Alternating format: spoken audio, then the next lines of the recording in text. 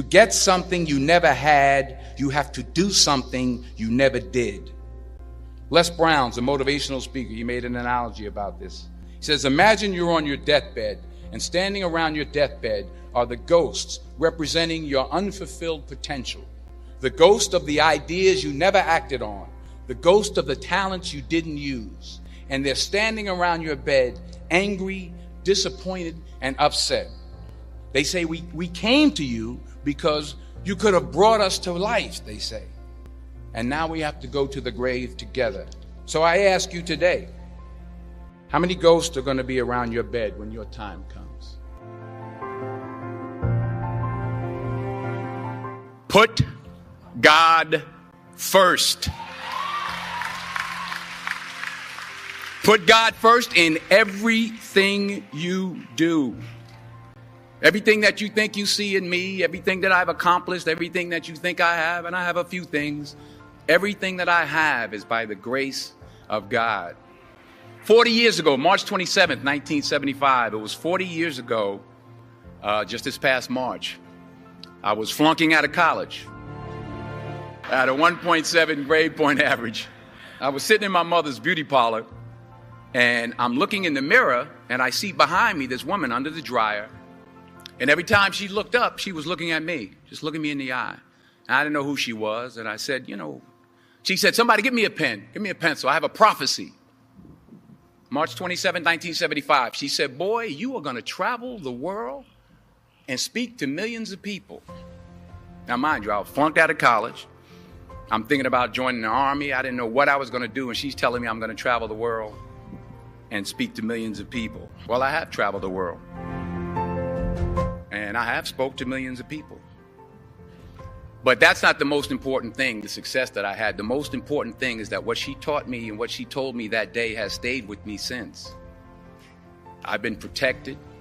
I've been directed. I've been corrected. I've kept God in my life and it's kept me humble. I didn't always stick with him, but he always stuck with me.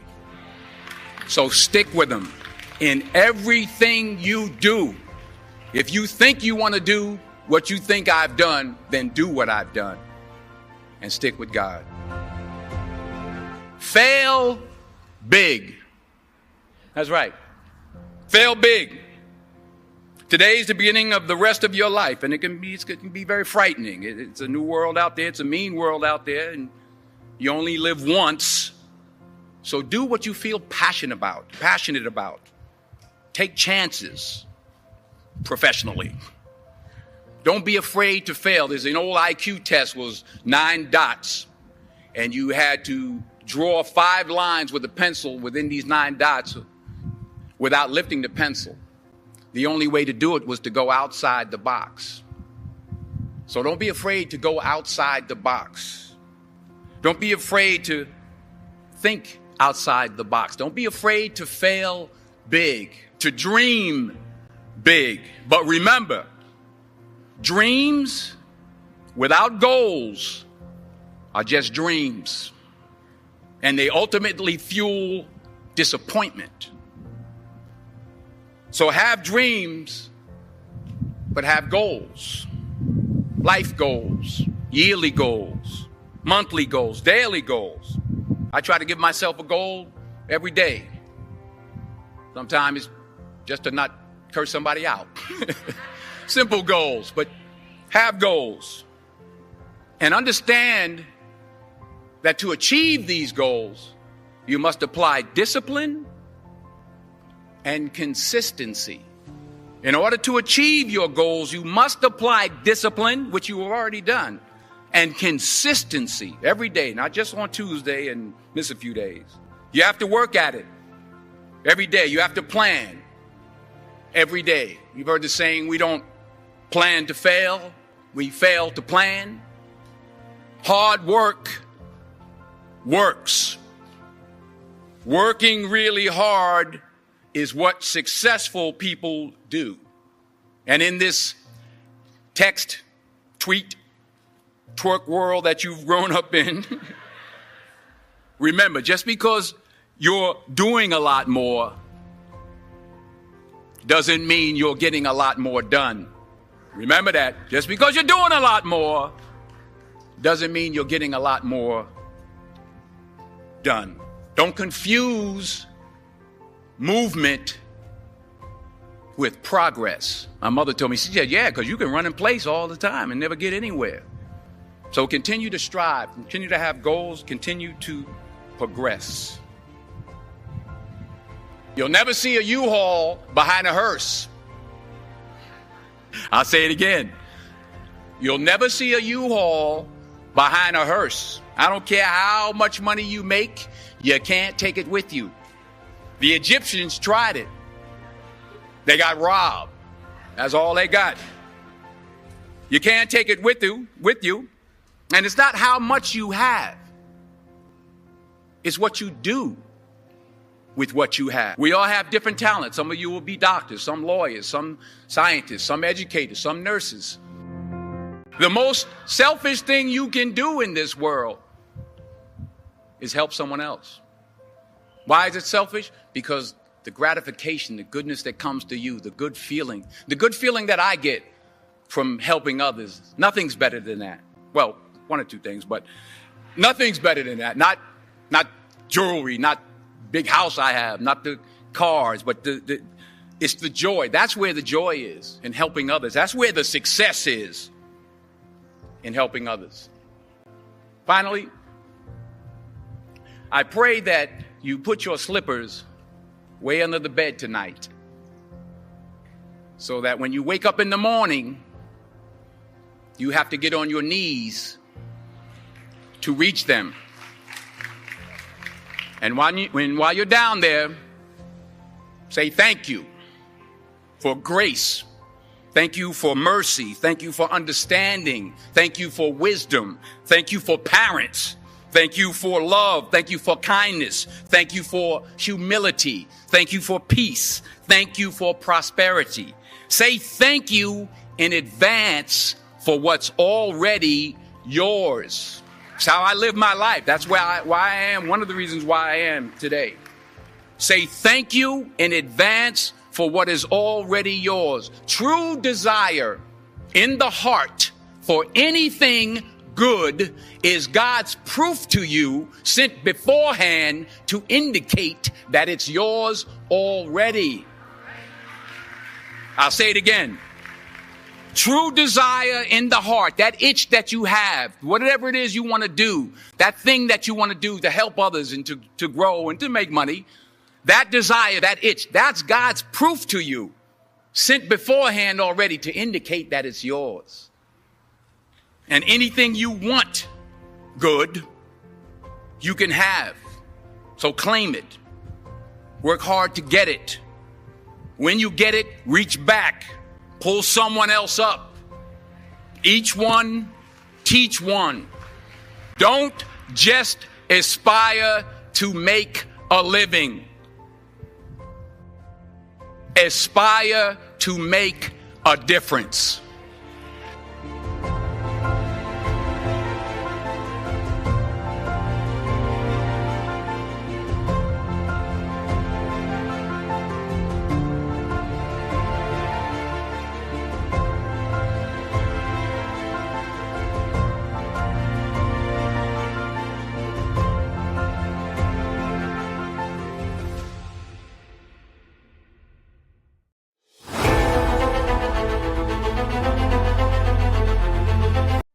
All right, let's dive into this powerful topic, 11 things you should quietly eliminate from your life. I want you to imagine a life where you wake up every morning feeling energized, focused, and ready to tackle the day head on. A life where you're not weighed down by negative thoughts, toxic relationships, or self-limiting beliefs. That's the kind of life I'm talking about, and it's within your reach.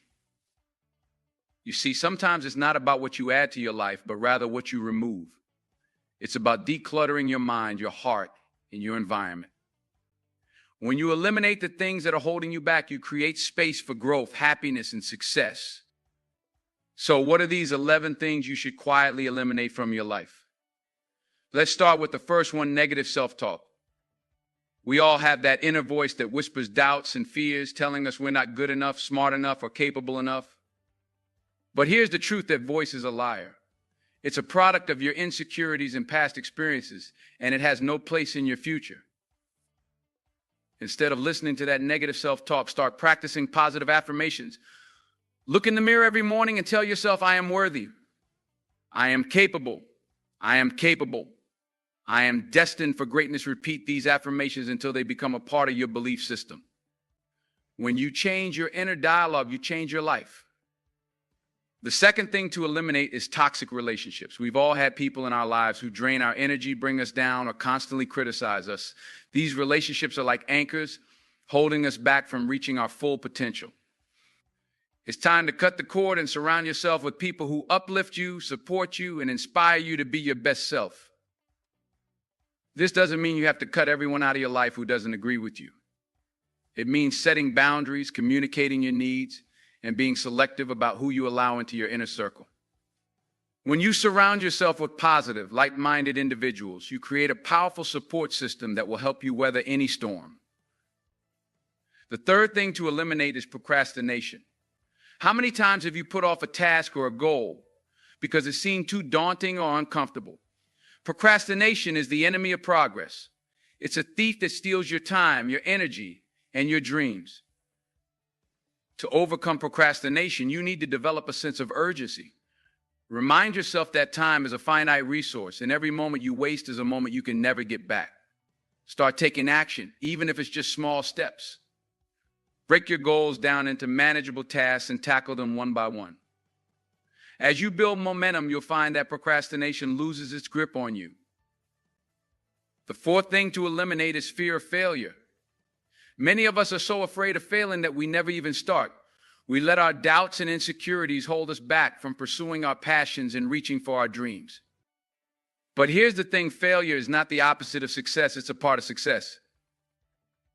Every successful person has failed at some point in their lives. The difference is that they didn't let failure define them. They used it as a learning experience, a stepping stone to greater things. When you embrace failure as a natural part of the journey, you free yourself from the fear that holds you back. The fifth thing to eliminate is comparison. In the age of social media, it's easy to fall into the trap of comparing ourselves to others.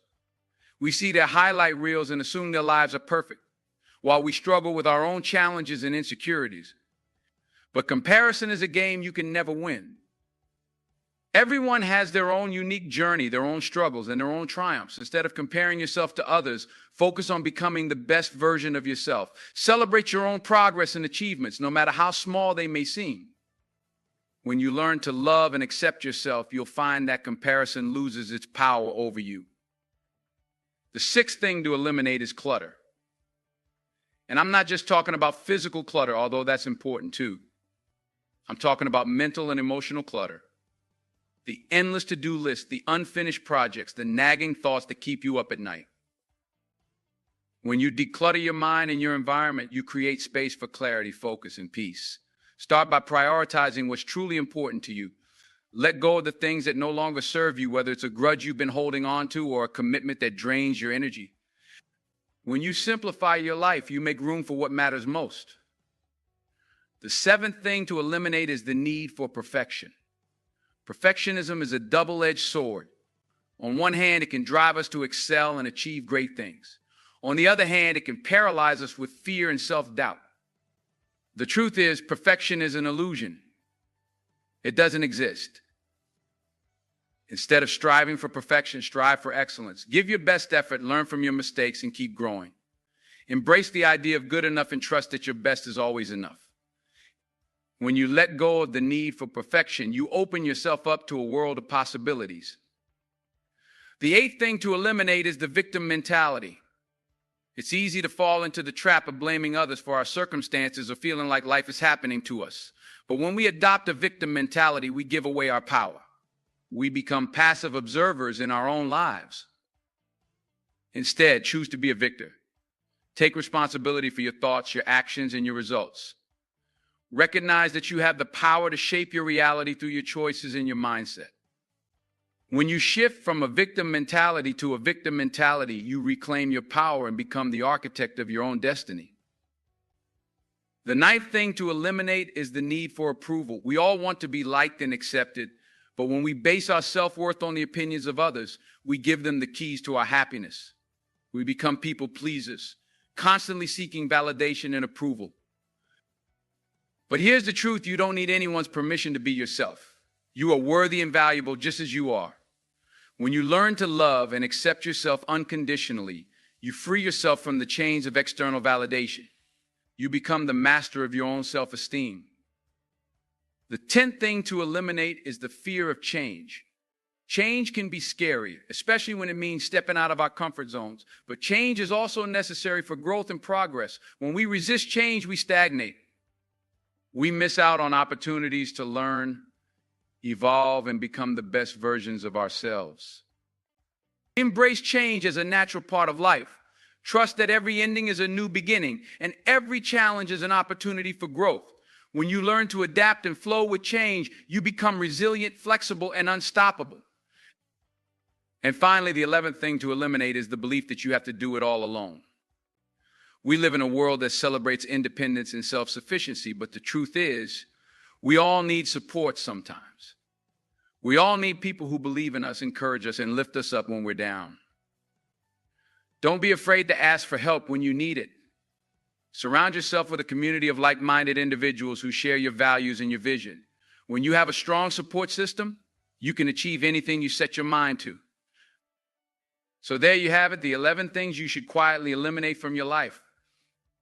But knowing what to eliminate is only half the battle.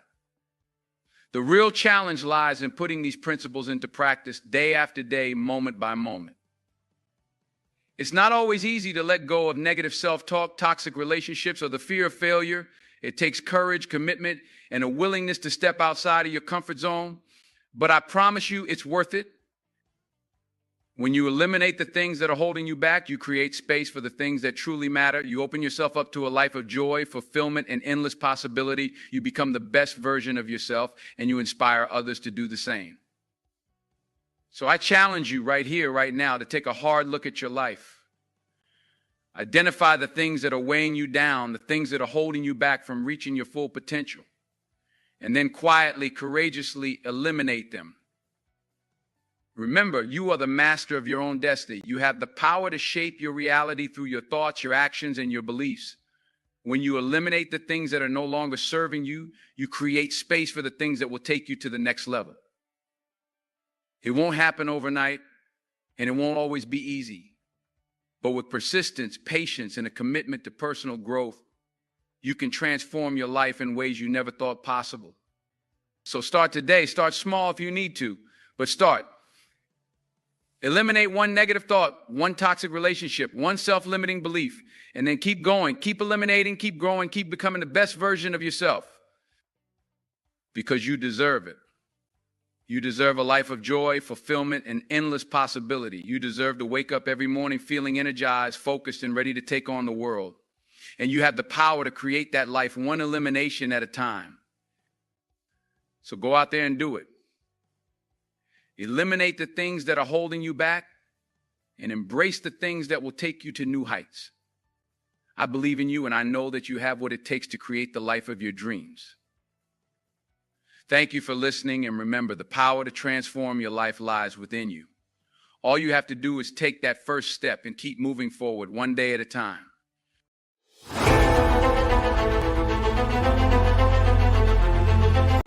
Ladies and gentlemen, let me ask you a simple question. How often do we find ourselves starting something only to stop when it gets tough? How many dreams have you abandoned? How many goals left unfulfilled because you couldn't stay consistent? I'm here to tell you today that the difference between success and failure isn't talent, it's not luck, it's consistency, the willingness to show up day after day, even when you don't feel like it.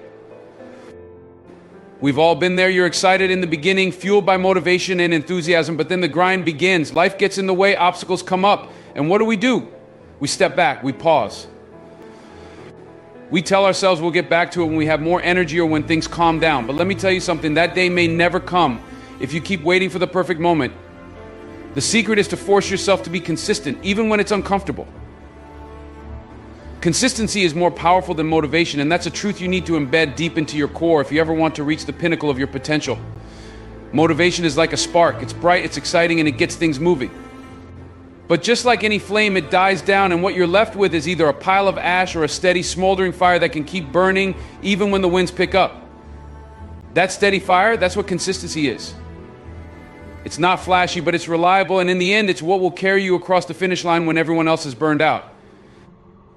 You see, motivation is like a mood. It comes and goes. There will be days you wake up and feel unstoppable. You'll leap out of bed ready to tackle the day full of energy and drive. But let's be honest, that's not every day.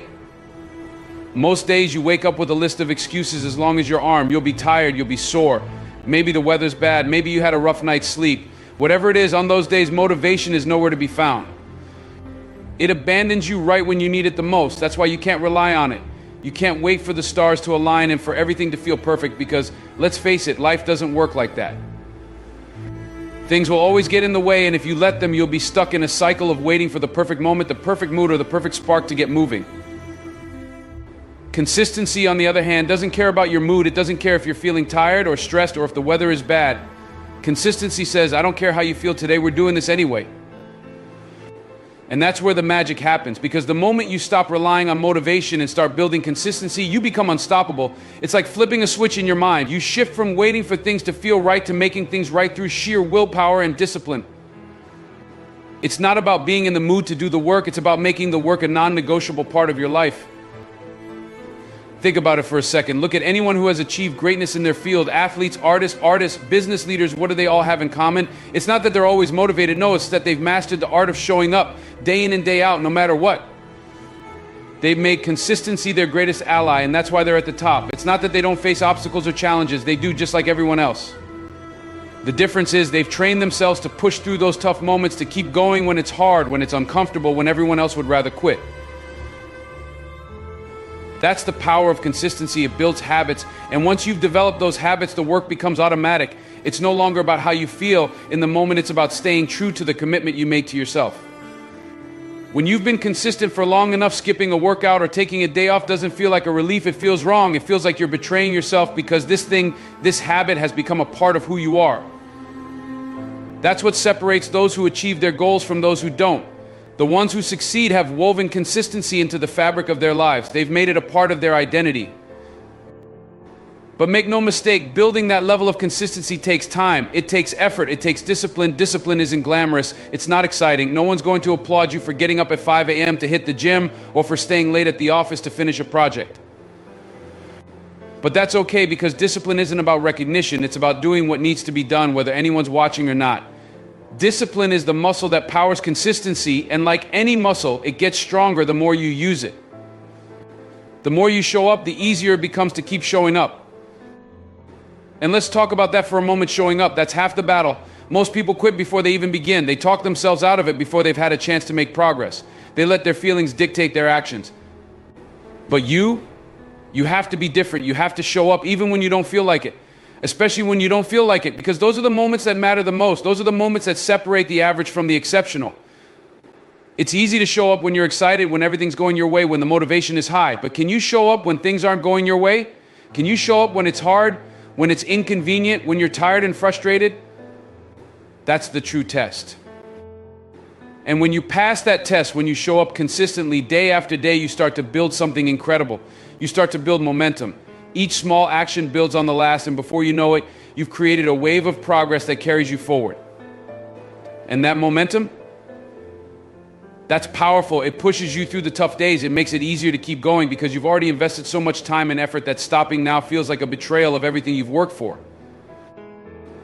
But here's the thing about consistency. It's not just about putting in the time. It's about putting in the right kind of time. It's about being intentional with your actions. Just going through the motions isn't enough. You have to bring focus and energy to what you're doing, even on the days when it feels like a grind. Consistency isn't about being robotic. It's about being relentless. It's about constantly striving to improve, to get a little better each day, even when it feels like you're not making progress. And that's another important point. Consistency doesn't always yield immediate results. In fact, most of the time, the results come much later. It's like planting seeds. You don't see the fruit right away, but if you keep tending to the soil, keep watering, keep nurturing, eventually you'll have a garden full of abundance. But that only happens if you're patient enough to wait for the harvest. Too many people give up right before they would have seen the results. They plant the seeds, but when they don't see growth right away, they walk away. Don't be that person. Understand that consistency is a long game. It's not about quick wins, it's about sustained effort over time. And that's why consistency is more powerful than motivation. Motivation might get you started, but it's consistency that keeps you going. It's what separates the dreamers from the doers. The people who achieve their goals aren't the ones who are always motivated. They're the ones who show up day after day, even when they don't want to. They're the ones who keep pushing, even when it's hard. They're the ones who've built consistency into their lives, and because of that, they've created habits that carry them through the toughest of times. So when the excitement fades, when the motivation dies down, and when you're tempted to quit, remember this, it's not about how you feel in the moment. It's about staying true to the commitment you made to yourself. It's about building the discipline to keep showing up even when you don't want to, because in the end, that's what will carry you to success. We often convince ourselves that in order to achieve greatness, we must perform grand, extraordinary acts.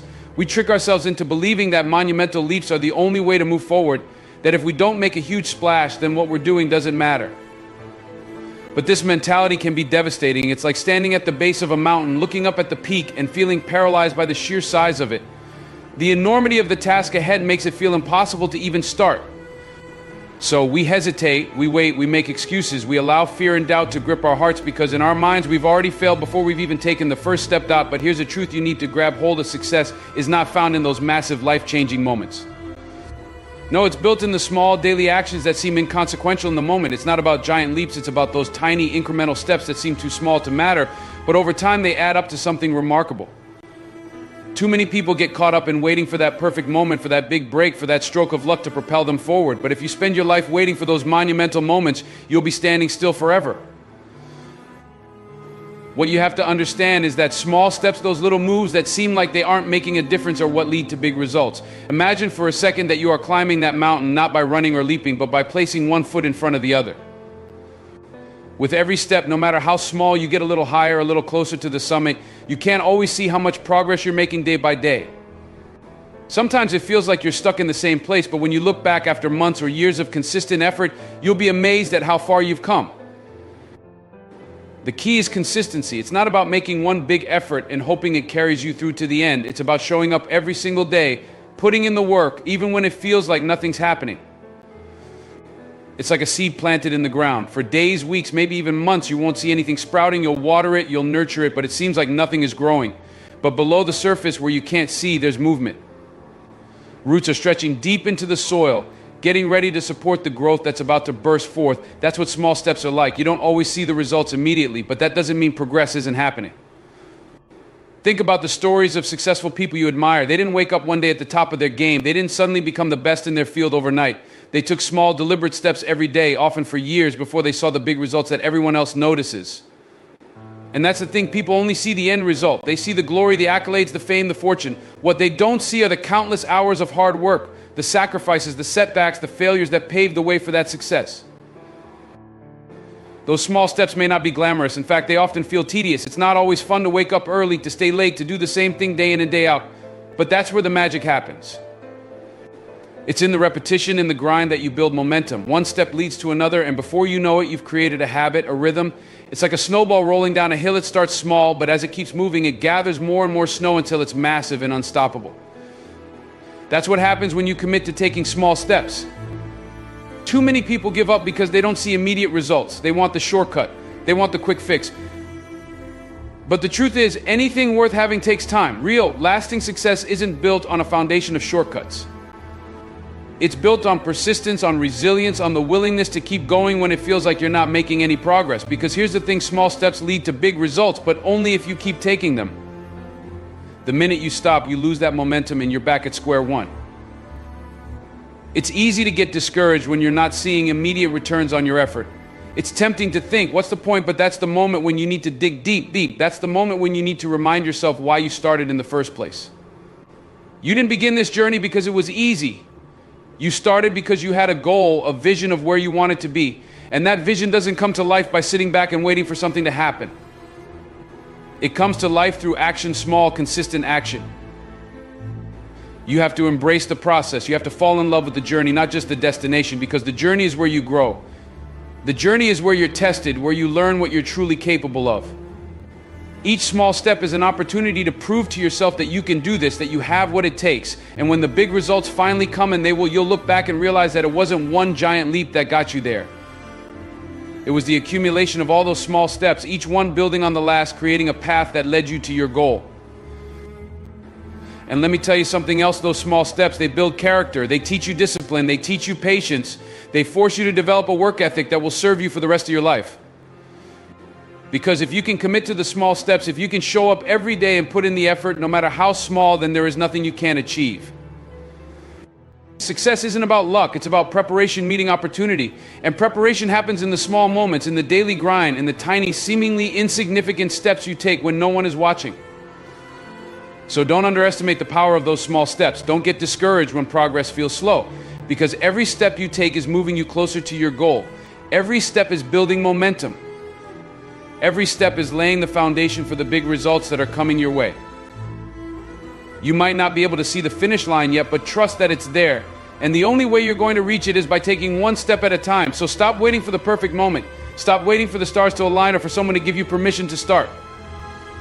Take that first step today, no matter how small it may seem, and then take another one tomorrow and the day after that and the day after that. Keep moving forward, keep building, keep striving. Because when you do, you'll look back one day and realize that those small steps have led to something far greater than you ever imagined. Big results don't come from big leaps, they come from small, steady, consistent effort. And if you commit to that, if you commit to taking those small steps every day, then success isn't just possible, it's inevitable. When you hit that wall, the one where your body aches, your mind is exhausted, and every fiber of your being is telling you to quit, what do? That wall isn't just physical exhaustion or mental fatigue, it's something much deeper. It's the embodiment of every doubt, every fear, and every excuse that's ever held you back. It whispers in your ear, you can't do this, you're not strong enough, it's too hard. That's the voice of resistance. And that resistance, it's a universal force. Every person who has ever tried to achieve greatness has faced it. The difference between those who succeed and those who don't is not talent, not luck, but the ability to break through that wall when it stands tall in front of you. There's no avoiding it. The wall will come. It might be when you're chasing a dream that feels too big, when you're working on a project that's overwhelming, or when life just seems to throw more at you than you can handle. But if you want something bad enough, you've got to dig deep and confront that wall head on. And let me tell you, breaking through is not about brute strength, it's about resilience, grit, and the willingness to keep going even when everything inside you is screaming to stop. That wall is made of doubts. Every what if that has ever crossed your mind stacks up like bricks in front of you. What if I fail? What if I'm not good enough? What if they're right and I don't have what it takes? Doubts can paralyze you, can make you turn around and walk away before you've even tried. But here's the thing, those doubts are not real. They are illusions, shadows of your insecurities, reflections of your fear. And fear is temporary. The pain of failing might sting, but it fades. The regret of never trying, that lingers. And let's talk about fear for a moment. Fear is the most insidious part of that wall. It will masquerade as caution, as common sense, as logic. It will tell you that you shouldn't take that risk, that you're not ready, that there's too much to lose. But fear has one job: to keep you in your comfort zone. And your comfort zone, that's the very thing holding you back. Growth, progress, and success, none of these things happen in comfort. They happen when you step outside of it, when you face that fear head on and say, not today. And then there are the excuses. Oh, the excuses, I'm too tired, I don't have time, I'll do it tomorrow. We're all guilty of making them. Excuses are easy, convenient, and comfortable. They let you off the hook, make it okay to stop, to take it easy. But excuses are just lies we tell ourselves to justify not doing the hard work. And when you allow excuses to build up, they become part of that wall, making it taller, thicker, harder to break through. Now you might be thinking, okay, I get it, the wall is there, but how do I break through? The answer is simple but not easy: consistency. Consistency is the hammer that breaks down that wall. Not one swing, not two, but day after day, hit after day, hit after hit. Showing up even when you don't want to. Showing up when it's hard, when it's painful, when you're tired, when you'd rather do anything else. That's how you break through. Consistency isn't glamorous. It's not the highlight reel that people see. It's not the big moments of victory. It's the grind, the sweat, the perseverance when no one is watching. It's the alarm going off at 5 a.m. and you dragging yourself out of bed when all you want to do is hit snooze. It's staying late, putting in the extra hours when you'd rather be relaxing. It's making the choice day after day to push a little harder, to go a little further, to keep going even when there's no immediate reward in sight. And let me tell you something else: consistency is not just about effort, it's about belief. You have to believe that the wall can be broken, because if you don't, you've already lost. If you approach that wall thinking it's too high, too strong, too tough to break through, then it will be. Your mind is the most powerful tool you have, and what you believe will shape your reality. If you believe you can break through, you will. If you don't, you'll turn around at the first sign of resistance. When that voice in your head gets loud, and you have to make a choice. Are you going to listen to it, or are you going to fight back? Because that voice is just another part of the wall.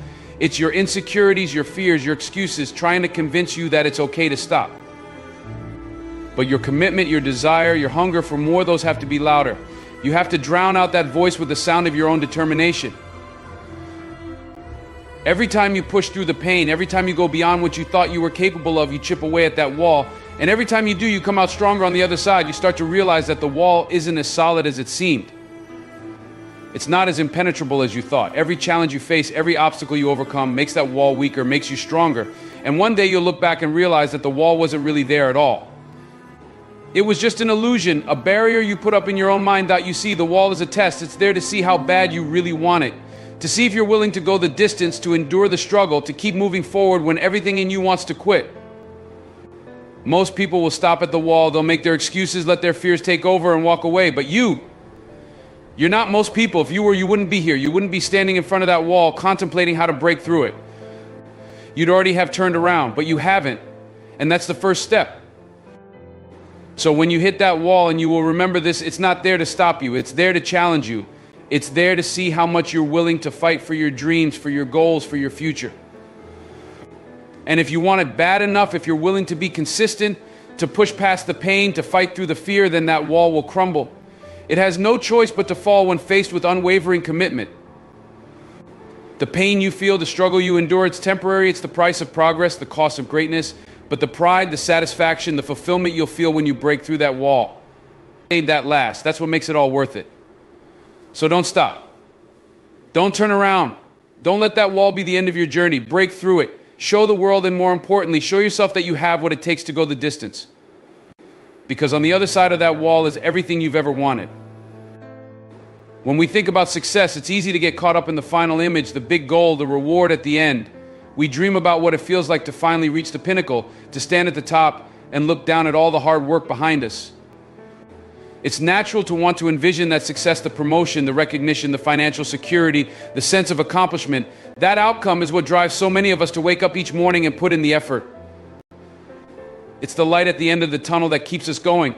But there's a fundamental truth that too many of us forget: the outcome isn't everything. In fact, it's just a small part of the story. What truly matters, what shapes you, what prepares you for the outcome is the process. You see, we are trained to chase outcomes. From a young age, we're taught to think about the reward, getting the A on a test, winning a trophy, landing a good job, or reaching a particular milestone in life. But here's the thing: if you're only focused on the result, you're missing the point. You're ignoring the most crucial part of success, the journey that gets you there. The journey is where the growth happens. It's where the lessons are learned, the character is built, and the real work takes place. It's easy to get impatient. We live in a world where everything is about instant gratification. We want things now. We want the shortcuts, the hacks, the quick solutions to our problems. But the truth is, there are no shortcuts to real success.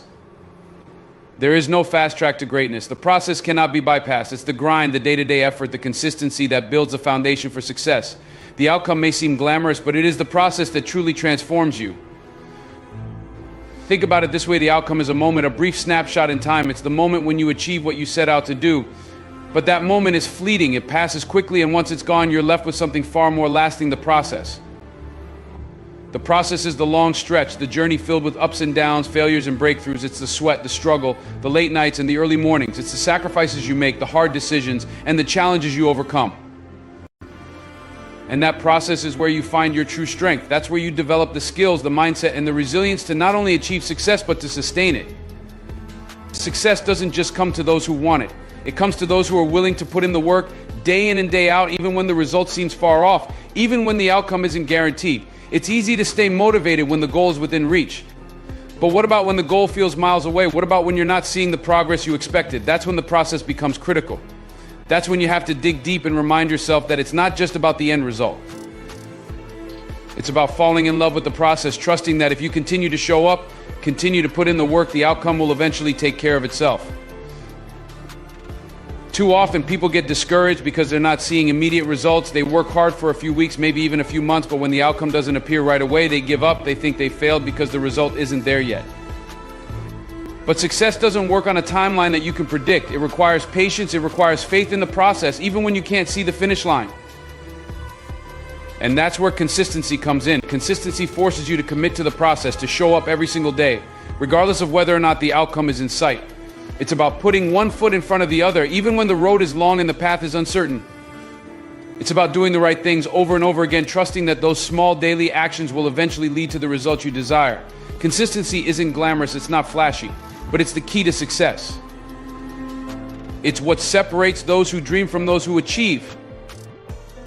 When you focus on the process, you allow yourself to grow in ways you never imagined. You become stronger, more disciplined, more resilient. You develop habits that will serve you for a lifetime. You learn to appreciate the small wins, the progress that comes from simply showing up and putting in the effort. You begin to understand that the outcome is just a byproduct of the process. It's the process that molds you, that shapes your character, that teaches you the lessons you need to succeed. The process is where the real work happens. It's where you discover what you're truly made of. It's where you find your grit, your determination, your drive. And when you commit to the process, you become unstoppable. Because once you've learned to love the journey, once you've embraced the daily grind, there's nothing that can stand in your way. The outcome is no longer your sole focus. It becomes secondary. What matters is that you're putting in the work, that you're staying consistent, that you're doing what needs to be done, regardless of whether or not anyone else sees it. And that's the beauty of the process. It's often invisible. People don't see the hours you put in behind the scenes. They don't see the sacrifices you make, the struggles you endure. They only see the outcome, the moment of success. But you know that it's the process that got you there. You know that without the countless hours of effort, without the setbacks and the failures, the outcome would never have been possible. And that knowledge gives you a sense of pride, a sense of accomplishment that goes far beyond the result. So the next time you find yourself getting caught up in the outcome, take a step back. Remind yourself that the process is where the magic happens. The process is where you become the person capable of achieving that outcome. The process is what prepares you for success, what equips you with the tools you need to not only reach your goal, but to thrive once you've achieved it. You can't control every outcome. Life is unpredictable and sometimes things don't go the way we planned. But what you can control is your effort, your dedication, your consistency. You can control how you show up every day, how you approach the process. And when you focus on the process, when you fall in love with the journey, the results will come. They may not come when you expect them, and they may not look exactly how you envisioned, but they will come. And when they do, you'll be ready not just because you wanted the outcome, but because you embraced the process that got you there. So don't chase the result. Don't get so focused on the outcome that you lose sight of the journey. Chase the habit of being consistent. Chase the process, because it's the process that transforms you, that prepares you, that shapes you into the person you're meant to be. And when you fall in love with the process, when you commit to the journey, the outcome will take care of itself. Accountability is a word that cuts through the noise. It's not glamorous or exciting, but it's necessary. Without it, dreams remain just that, dreams. You see, we all have moments where we set lofty goals and feel inspired to change our lives. We write them down, map out the plan, and make promises to ourselves. But then life gets in the way. Distractions, laziness, excuses, they all creep in. Before we know it, those goals we were once so passionate about seem distant, buried under a pile of tomorrows that never came. And why? Because when no one is watching, it's easy to let things slide. It's easy to convince yourself that skipping a day, missing a step doesn't really matter. But here's the truth, it matters more than you can imagine. Each day, each moment is a building block. When you skip today, when you compromise just a little bit, it might feel like a minor misstep. But it's not. Today becomes tomorrow, and tomorrow becomes the next day. Before long, you've lost the momentum, and what started as a small slip has turned into a full-blown retreat from your goals. You've lost ground, not because you couldn't achieve what you set out to do, but because you didn't hold yourself accountable. That's the weight of accountability. It's the invisible force that keeps you in line, that pushes you when no one else is around, and that ensures you're moving forward, even when it's hard. It's easy to say you'll stay committed, but it's accountability that determines whether you'll actually do it. We've all been there, faced with the choice to push ourselves or take the easy way out. Maybe it's waking up at 5 a.m. for a workout. Maybe it's working late to finish that project or studying when you'd rather relax. In those moments, no one else will know if you skip out, if you let it slide, but you will know. And that's where accountability has to come from you. You have to hold yourself to the standard you've set. You have to decide that your goals, your dreams are worth more than the temporary comfort of giving up or making excuses. There's a reason why holding yourself accountable is hard. It's because it forces you to confront the truth. It forces you to look in the mirror and face the person responsible for where you are the person staring back at you.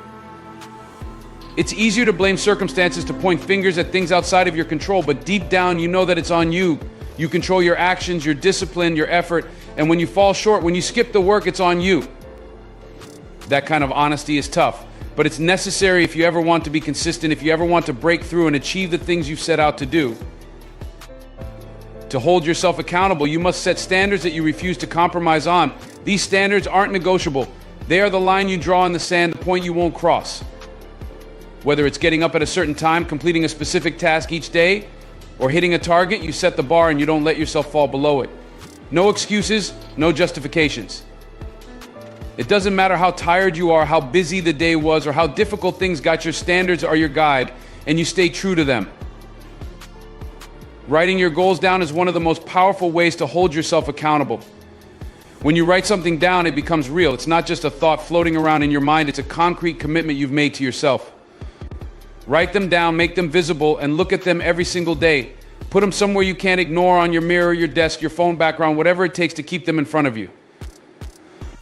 Remind yourself daily why you're doing what you're doing. Goals lose power when you forget about them. They become just another thing on a long list of things you'll get to eventually.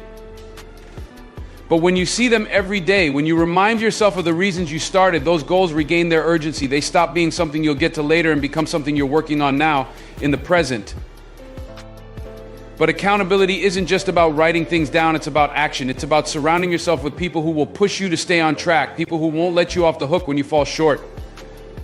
These are the people who care enough about you and your success to call you out when you're slipping. They are the ones who remind you of the standard you've set for yourself and push you to rise to it, even when you don't feel like it. We all need people like that in our lives because, let's face it, we're not always going to feel motivated. There will be days when you don't want to show up, when you're tempted to slack off. But having people in your corner who won't accept your excuses can make all the difference. The people you surround yourself with have a profound impact on your level of accountability. If you're around people who make excuses, who justify mediocrity, it becomes easier to do the same. But if you're around people who push themselves, who set high standards and stick to them, it raises your game. You want to be around those who inspire you to stay disciplined, who remind you of your potential, and who won't let you settle for less than you're capable of. And here's the thing, it's not just about them holding you accountable, it's about you being accountable to them as well. It's about mutual respect and shared commitment.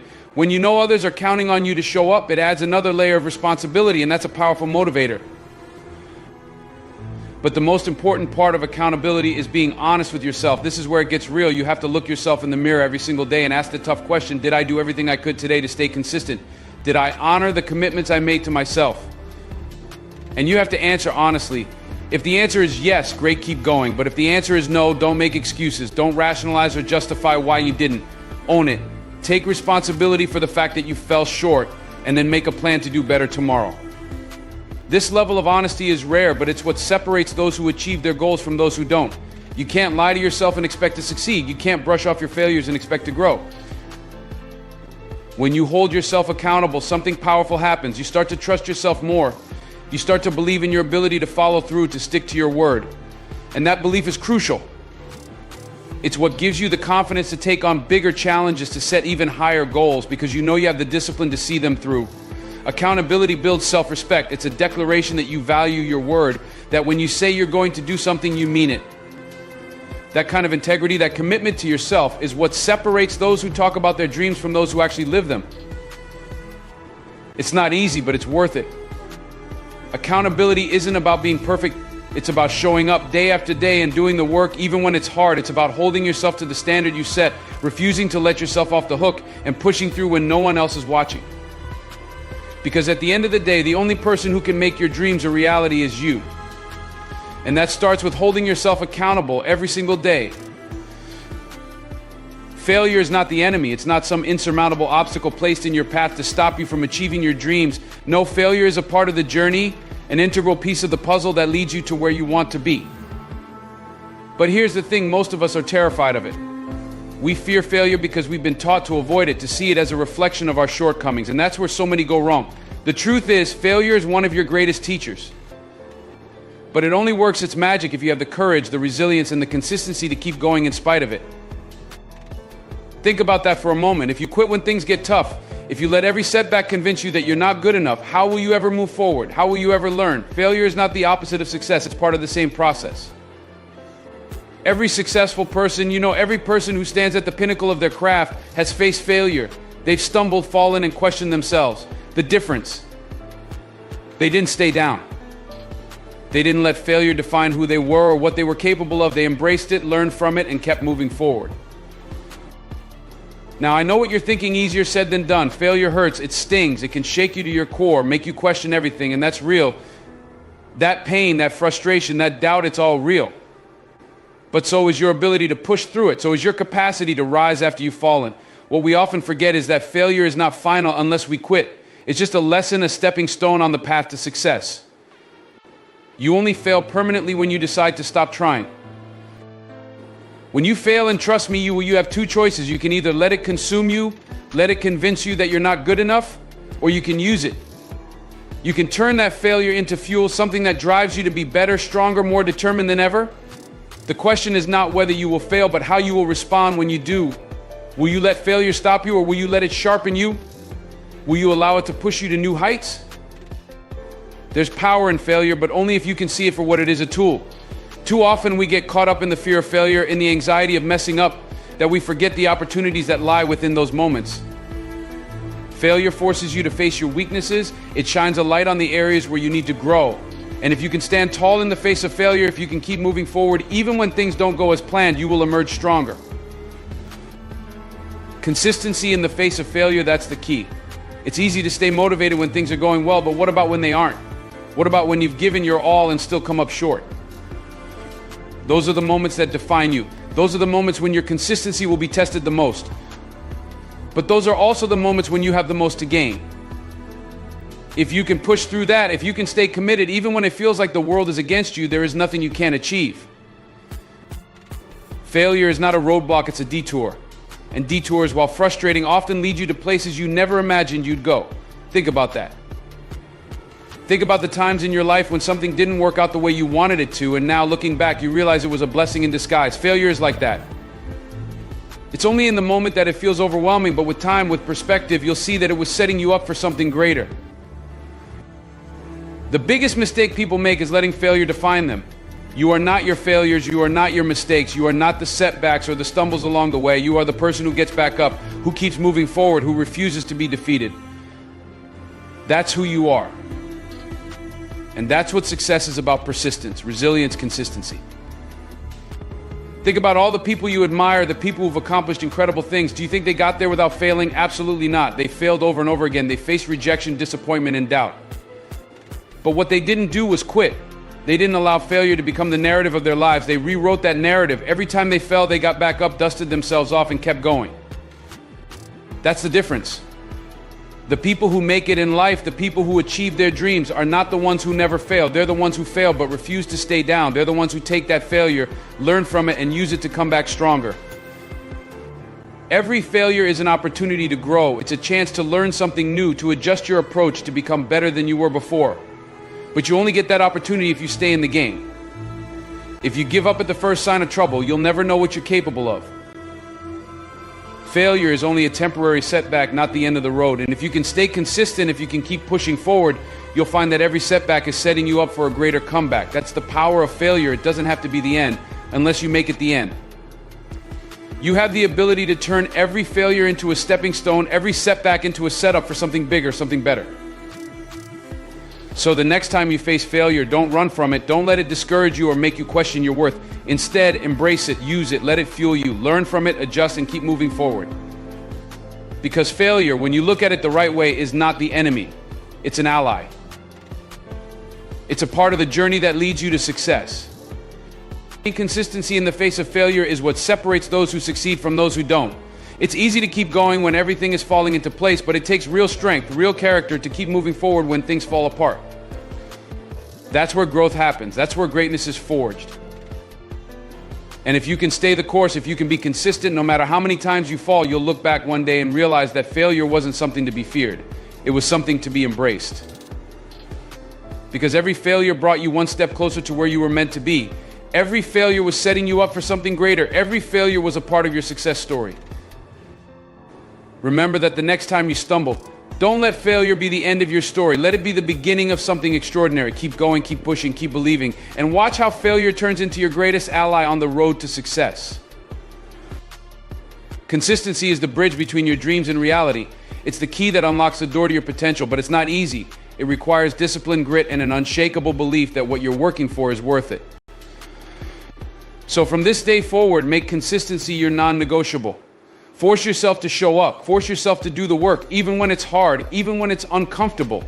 Because in the end, the people who succeed aren't the ones who had the easiest path. They're the ones who refuse to quit. Stay consistent. Stay committed. Your breakthrough is coming.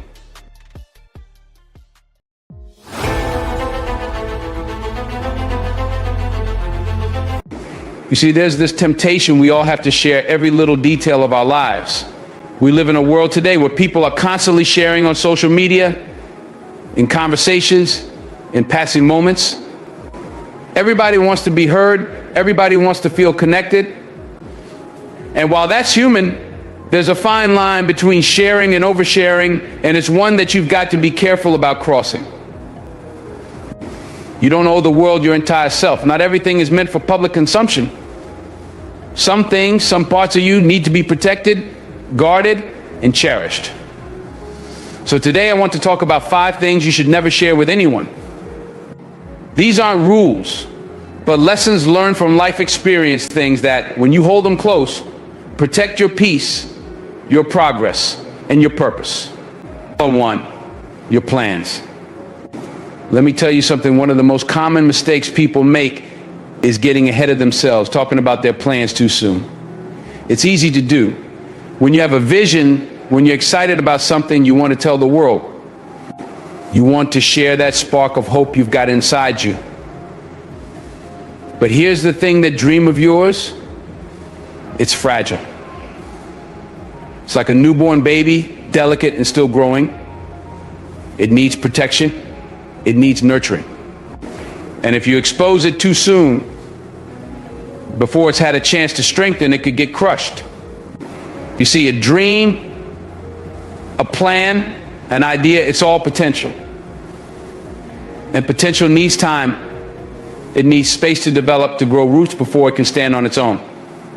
But when you start talking about it too early, you risk exposing it to things it's not ready for. Negativity, doubt, and even envy from others can be like poison to a fresh dream. You might think that by sharing your vision, you're just being open, that you're creating excitement, but not everyone you tell is going to have the same reaction. Not everyone is going to feel the way you do. Some people won't understand your vision at all. They'll look at your dream and won't be able to see what you see. They'll question you, tell you it's unrealistic, or say you're aiming too high. And you know what? Sometimes that's all it takes to shake your confidence, to make you second guess yourself. Suddenly that excitement it turns into doubt. You start thinking, maybe they're right. Maybe I'm not ready. Maybe this is too much. And in that moment, you've allowed someone else's doubt to cloud your judgment, to weaken your resolve. It's like planting a seed and then constantly digging it up to see if it's growing. You're disrupting the process. Then there's the envy. Not everyone around you is going to want to see you succeed. I know that's hard to hear, but it's the truth. There are people out there who are struggling with their own failures, their own insecurities, and when they see you working towards something, instead of being happy for you, they feel threatened. They might smile to your face, but deep down they don't want to see you win because it reminds them of where they're not.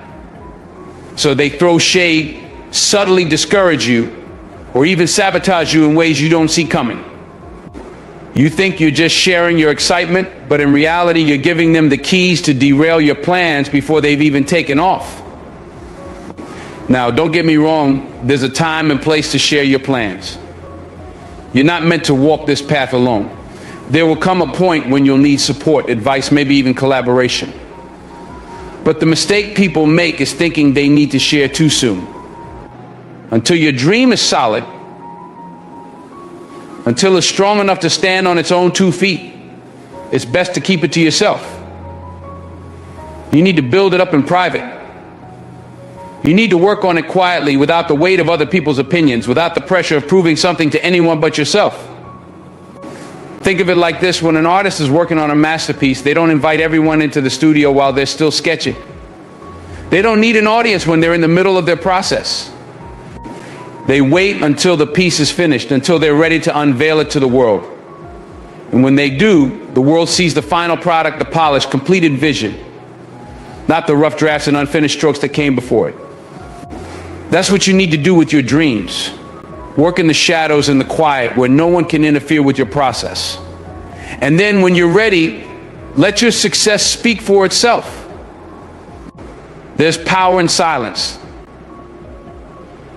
There's power in holding your cards close to your chest, in working diligently behind the scenes. Because here's the truth: when you're working in silence, you're working without distractions. You're focused. You're not performing for anyone. You're not worried about what anyone thinks or how they're going to react. You're simply building, creating, moving closer to your goal. And when you finally reveal what you've been working on, it's not a dream anymore, it's a reality. It's something that's ready to stand on its own without needing validation from anyone else. Success doesn't need an announcement. Success makes its own noise. The moment you achieve what you've been working toward, people will notice. They'll see the results, and the results will speak louder than any words ever could. But if you spend all your time talking about what you're going to do instead of actually doing it, you run the risk of being all talk and no action. You run the risk of letting your energy get wasted on impressing people with words instead of with results. It's like running a race. You don't start bragging at the starting line about how fast you're going to finish. You don't start celebrating before you've crossed the finish line. No. You keep your head down, you focus on the path ahead, and you run your race. You run with everything you've got.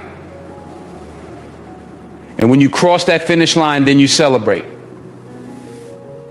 Because you've earned it. You've completed the journey. But you don't get ahead of yourself. You don't let distractions pull you away from what matters: the work, the process, the grind. So keep your plans close. Share them with only those you trust completely. Those who genuinely want to see you succeed and will support you along the way. But even then, be cautious. Know that your dream is your responsibility, and it's up to you to protect it. Not everyone is going to see what you see, and that's okay. Not everyone needs to. Your dream is yours. It's your vision, your mission, and your life's work. Work in silence. Nurture your plans in private. Let them grow strong before you expose them to the world.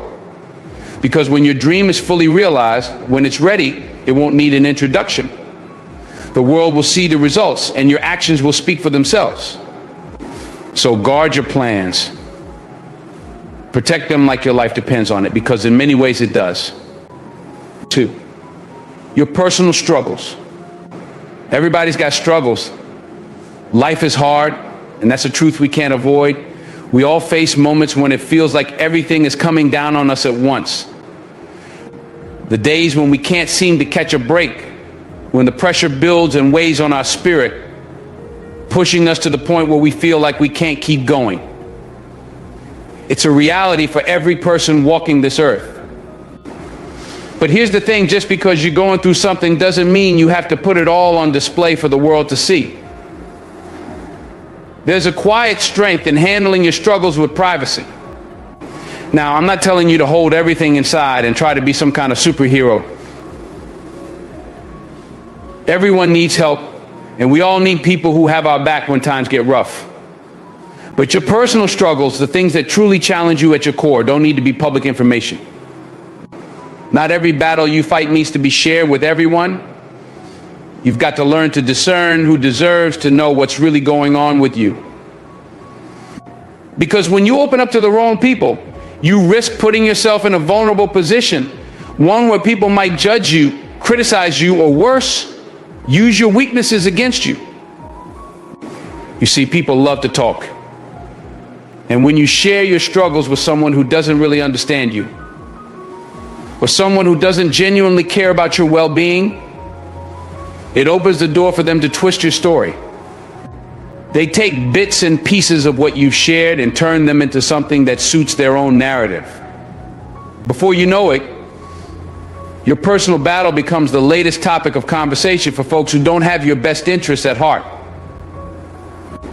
They'll speculate, they'll gossip, and they'll make assumptions about you that have nothing to do with who you really are or what you're truly going through. That's why privacy is key. Not everyone is qualified to give you the advice or support you need. Not everyone is even equipped to understand your journey.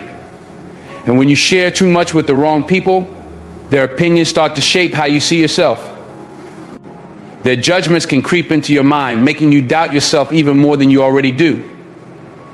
And in that space of doubt, you might start to believe the lies they've built around your struggles, instead of holding on to the truth of who you are and what you're capable of overcoming. Your struggles are personal. They are a part of your story, yes, but they don't define you. They are not a measurement of your worth or your ability. Just because you're going through something doesn't mean you are less than. But too often, when you share your hardships with everyone, people start to box you in based on that one chapter of your life. They label you by your lowest moments.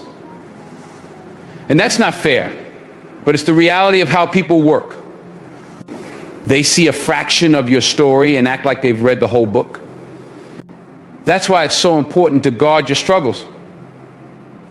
You don't have to make your battles anyone else's business unless they've earned the right to carry that weight with you. It's not about shutting people out, it's about being selective.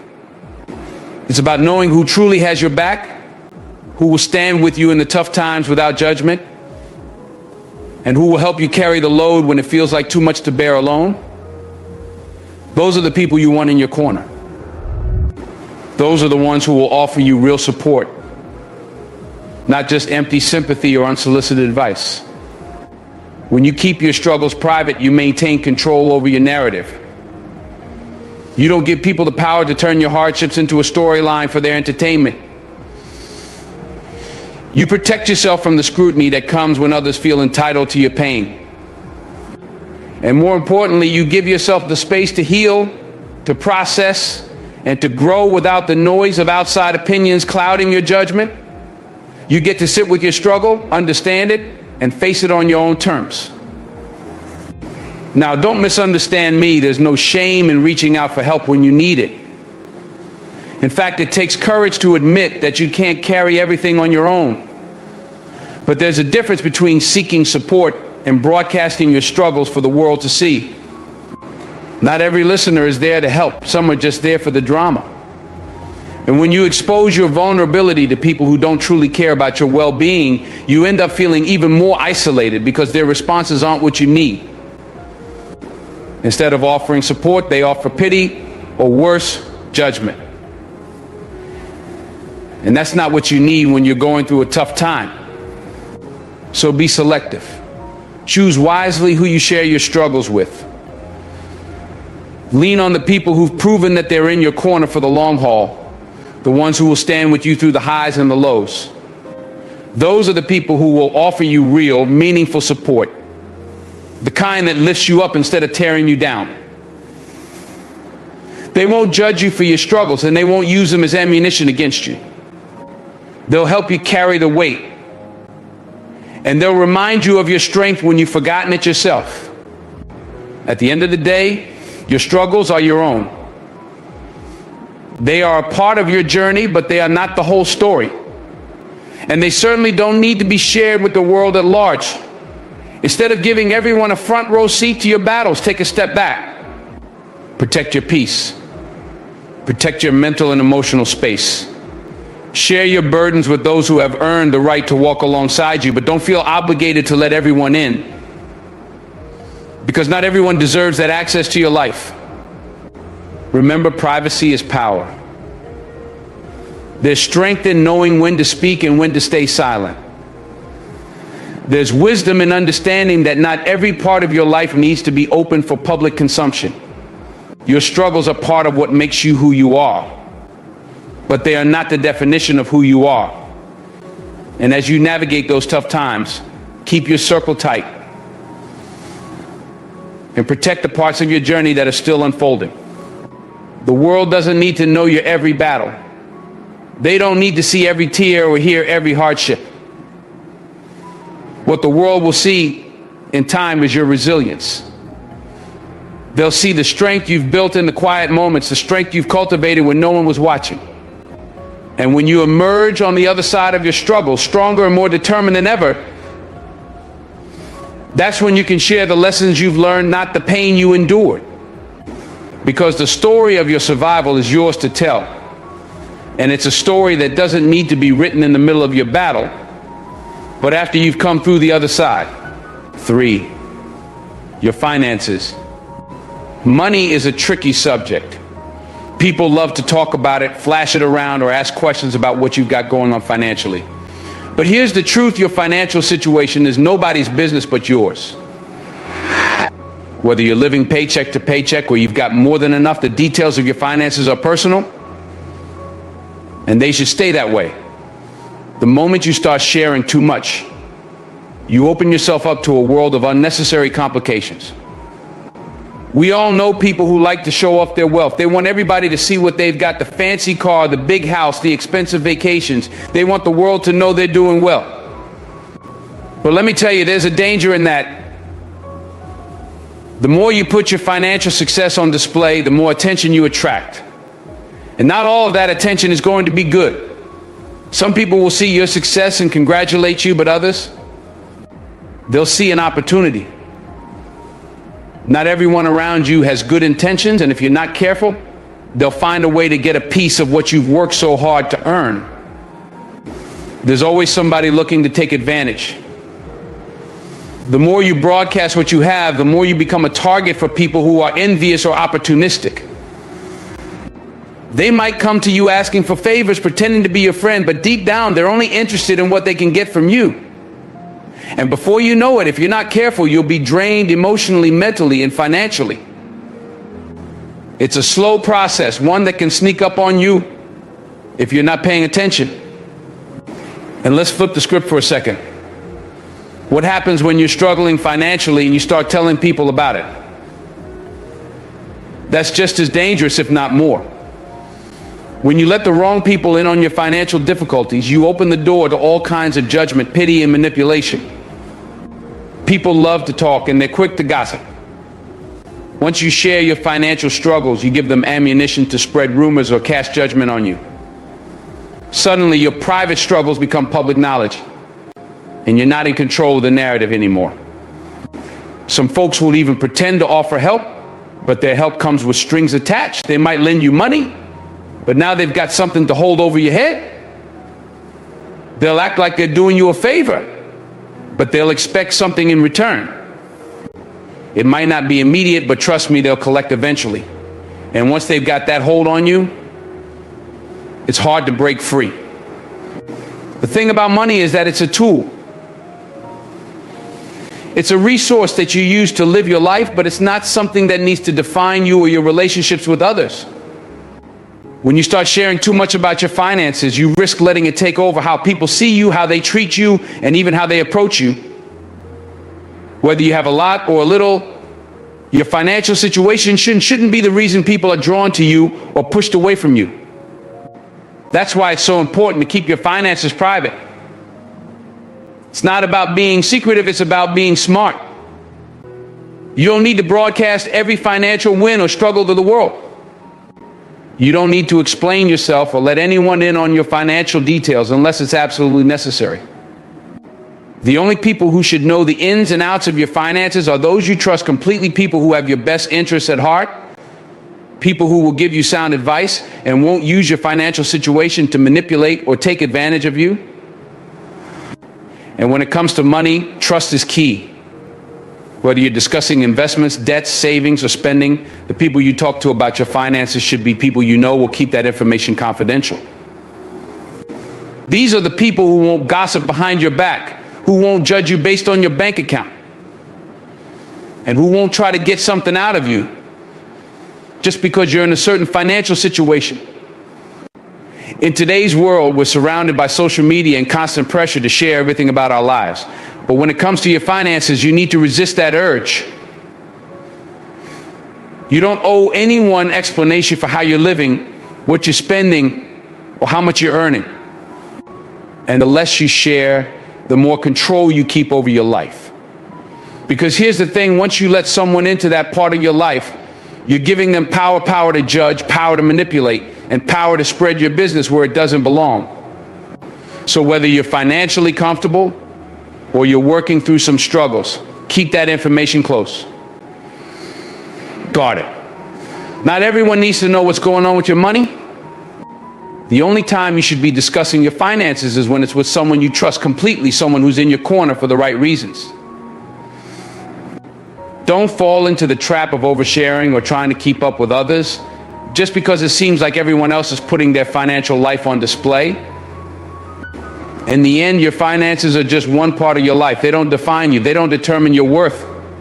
And they certainly don't need to be the reason people are drawn to or distanced from you. Keep that part of your life private, and you'll find that you have more peace, more control, and fewer people trying to take advantage of you. Your money, your business, keep it that way. 4, your good deeds. There's something truly special about doing good in the world, helping others, giving back, and making a difference in someone else's life. When you reach out to lift someone up, when you offer kindness without expecting anything in return, you're making the world just a little bit better. But here's where people often get it wrong. Your good deeds don't need to be shouted from the rooftops. In fact, the most meaningful acts of kindness are often done in silence, without fanfare, without a spotlight. The moment you start talking about every good thing you do, the purpose behind it shifts. Instead of focusing on the people you're helping or the difference you're making, it becomes about you. It becomes about how others perceive you, about boosting your image or feeding your ego. And that's not why we do good, is it? The intention behind kindness should never be about getting recognition or praise. When your actions become performative, when they're done for applause or approval, they lose a bit of their purity. True generosity comes from a place of love, empathy, and understanding. It's about connecting with another human being and recognizing their worth, even when the world might have overlooked them. When you give to others, whether it's your time, money, or a simple act of kindness, the power of that act lies in the intention behind it, not in who knows about it. It's easy to get caught up in the idea of wanting others to see the good you're doing.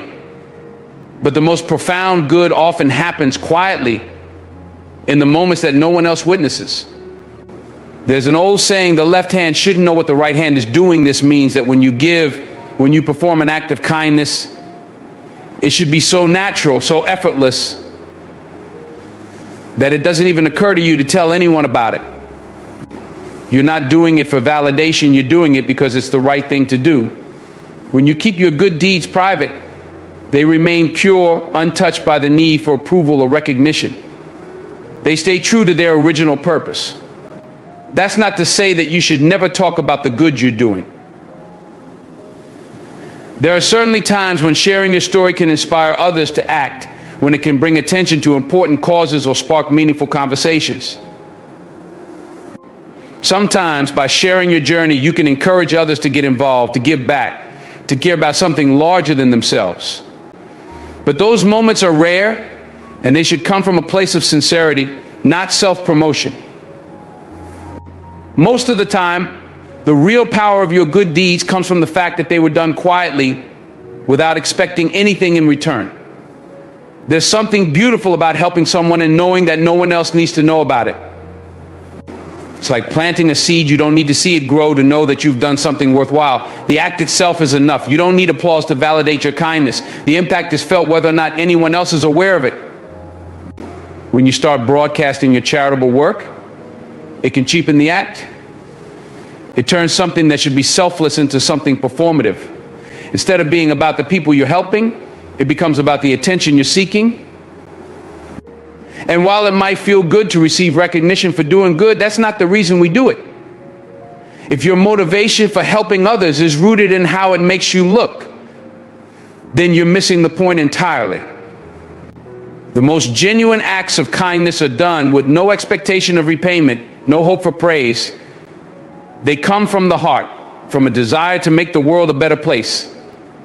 And often, those acts go unnoticed by the rest of the world. But that doesn't make them any less impactful. In fact, sometimes the most significant changes happen when no one is watching.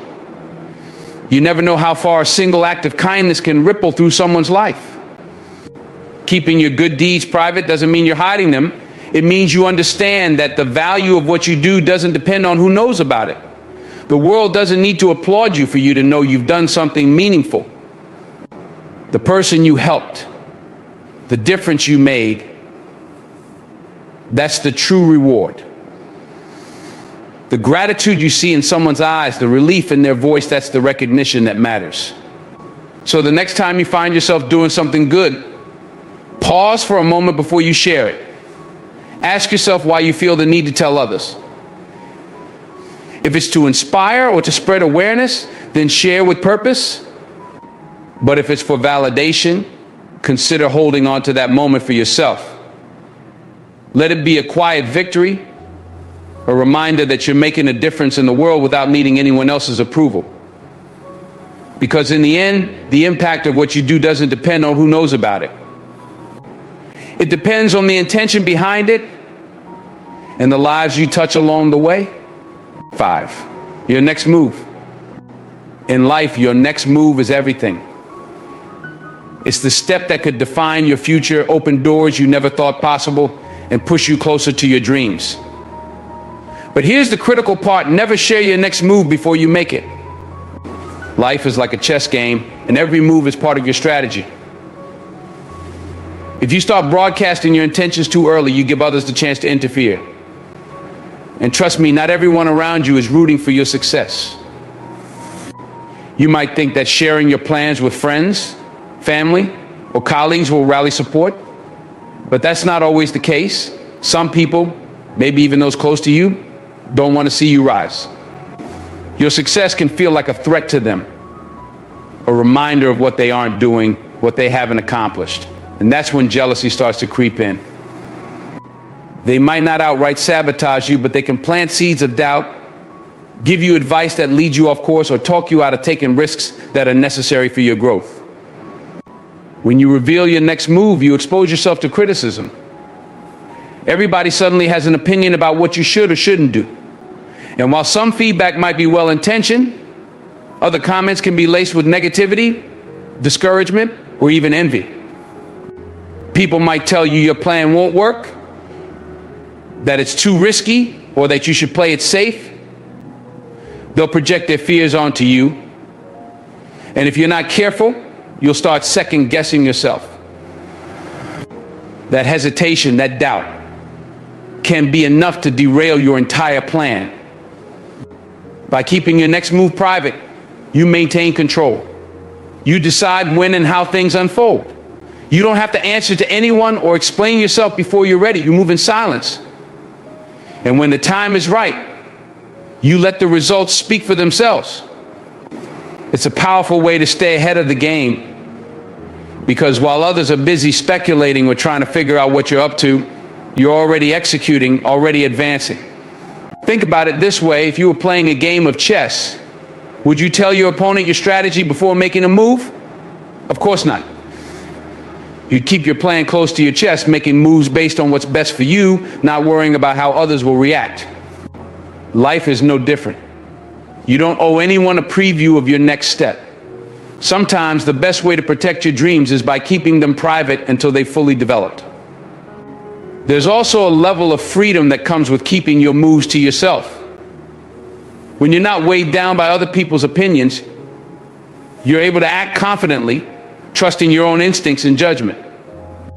You're not seeking validation or approval, because you know that the only person who truly understands the importance of your next move is you.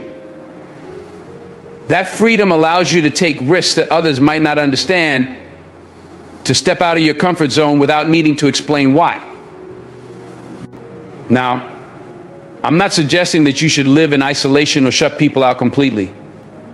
Life is about connection, and there's value in sharing with the people who matter. But it's about discernment. It's about knowing who to trust, when to share, and when to keep things close. Not everyone deserves to know your plans, and not every idea needs to be aired before it's had time to mature. Some things need to be nurtured in private before they're revealed to the world. When you keep your moves private, you're also giving yourself the space to pivot if necessary. Plans change, life throws curveballs, and sometimes the path you thought you were on shifts. If you've shared your every intention with others, there's a pressure to stick to what you said, even if it's no longer the right course. But when you've kept things to yourself, you have the flexibility to adjust, to change directions without having to explain or justify it to anyone. So as you navigate through life, remember that your next move is yours and yours alone. You don't owe anyone an explanation or a roadmap of where you're headed. Focus on making the best decisions for yourself and trust that the results will speak louder than any words ever could. Move in silence. And when it's time, let your actions show the world exactly what you're capable of. That's the real power of being able to navigate your journey without letting others influence or derail your path. At the end of the day, it's not about keeping secrets or shutting people out. It's about protecting what's most precious to you, your dreams, your goals, your vision for the future.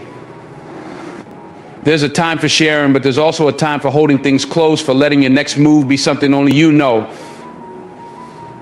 That's where your strength lies, in your ability to move strategically, to stay focused, and to keep pushing forward without allowing others to interfere. When you do reveal your move, let it be after it's already in motion, when you've built something solid that no one can tear down.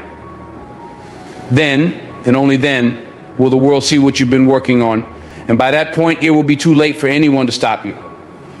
So as you move forward in life, remember these 5 things: your plans, your struggles, your finances, your good deeds, and your next move. Guard them. Not because you're hiding them, but because they're yours, and they deserve to be nurtured, respected, and kept safe. And when the time is right, when you built what you set out to build, when you've overcome what you've been facing, when you've succeeded in the ways you've dreamed of, let your actions speak for you. Because at the end of the day, it's not about what you share. It's about what you do. Thank you.